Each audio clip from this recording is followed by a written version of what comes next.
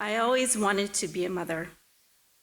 In September 1996, I returned home from college to go to culinary school. I was 22 years old, and much to the disappointment of my parents, who just spent a fortune, their life savings at Middlebury College, I told them I wanted to be a cook. My mother cried, and of course, her main concern was, what am I going to tell my friends? On my first day of culinary school, I sat in Gladys Sato's nutrition class. And of course, she said, please introduce yourselves and tell the class why you enrolled in culinary school. So everyone went around, said their name. I want to be a chef. I want to work at a hotel. I want to own a food truck. I want to own a bakery. I want to be a personal chef. I stood up and I said, hello, my name is Robynne Maii, and I would like to be a mother. And it was completely unplanned. I don't know what came over me. I knew why I was in culinary school. My friend Scott Miyamoto just swung around and said, what? And he's like, who says that?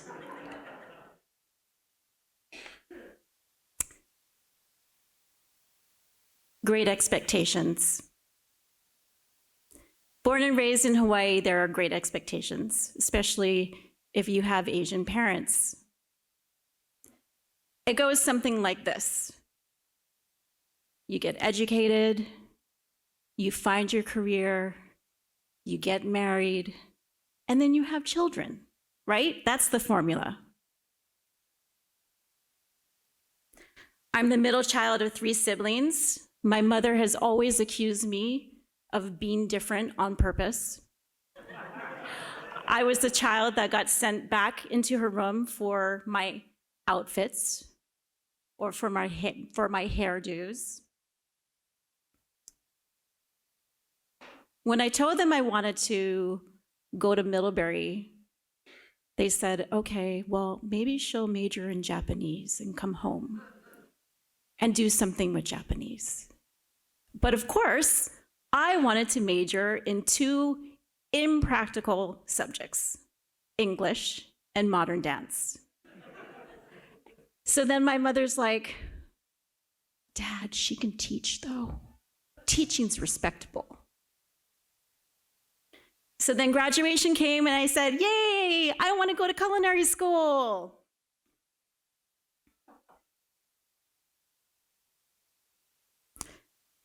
Hubris.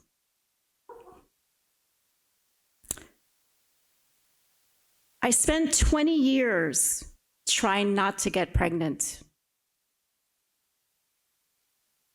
Fast forward to 2010, at age 37, I looked at my husband and I said, I'm ready to have a baby.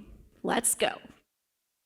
And he was very excited, right? Yeah, let's have lots of sex. But the hubris part was, it wasn't that easy. I took all the vitamins, I took all the herbal supplements, I did the yoga, I went to acupuncture twice a week, I abstained from alcohol, I abstained from caffeine, I did my exercises. In 2 years, we endured 5 fertility clinics, countless IUIs, 7 rounds of IVF, and we depleted our life savings. And then there is the sex part of it, or lack thereof. The hormonal, ecstatic haze of 17-year-old bunny hopping turned into an ordinary by-appointment chore, decidedly unsexy. The decision, letting go of being a mother. You can probably see that I have a very type A personality. I like to ace the exam. I like to train for the race. I love the competition. But I realized getting pregnant and having a child wasn't the same. It was either gonna happen or not. I couldn't study harder to have a child. The argument. In 2011, my husband Chuck said to me, "How can you grieve someone who never existed?"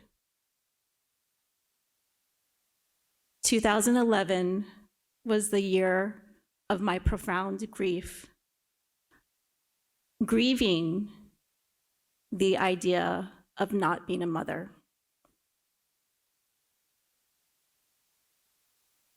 And then we were ready to try again. Our conception was a long conception, 2 years to be exact. In our first trimester,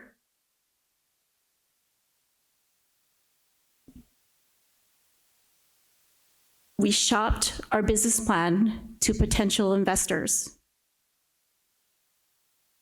mostly to family and friends. You like to share the news early news with family and friends, right? Just in case something goes wrong. The second trimester, it was the hardest. Networking with potential investors.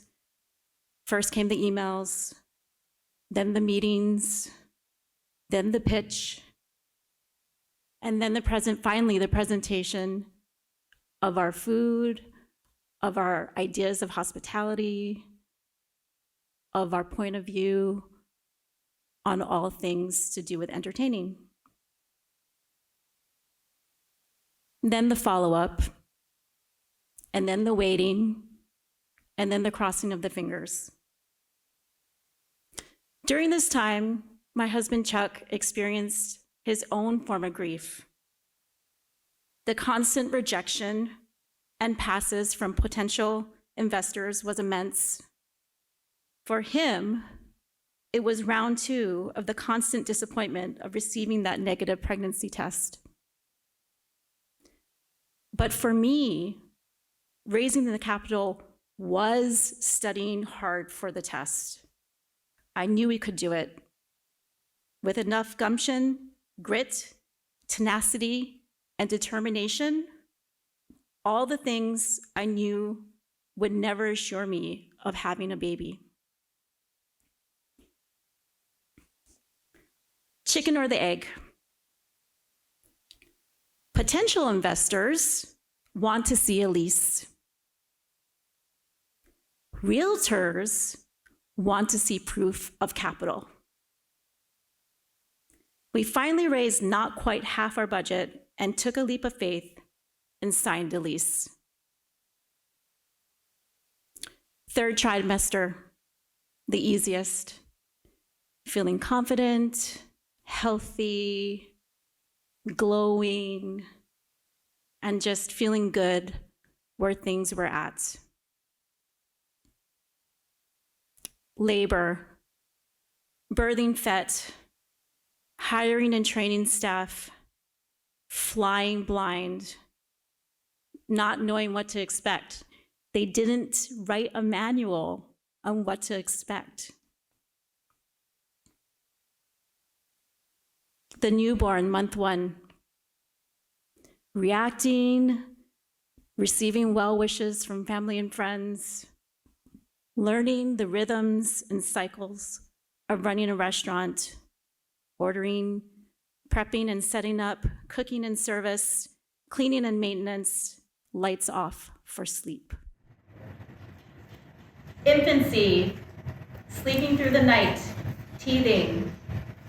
For me, the infancy of Fete brought on the usual things: amnesia, sleep deprivation, postpartum depression. What did I do? What happened? we can't take it back. Immense moodiness, crying spells, crying because I was happy, crying because I was excited, crying because I was tired, anxiety, loss of appetite, and despondency. We get to year one, Fete's baby luau. We were full of excitement. 2018 to 2020, pre-pandemic into the pandemic. I'm the aunt of twins, a niece and nephew. And when they turned 4.5, I decided that they were no longer assholes. And that I really enjoyed hanging out with them finally. Because during the ages of 2 and 4, there's, it's the toddler years. They're the terrible twos, the potty training, the walking, learning how to walk, very exciting things. Same thing in the restaurant. But as soon as you feel like, got this, Chuck and I are high-fiving each other, right? Got this. Then something changes, something shifts dramatically. And then you're like, holy fuck, why did that just happen? Right? I see and I hear, I have these conversations with my friends who have kids, and they have the same conversations about their kids, right? So year 4.5 for Fete coincided with the city-mandated reopening of dining in.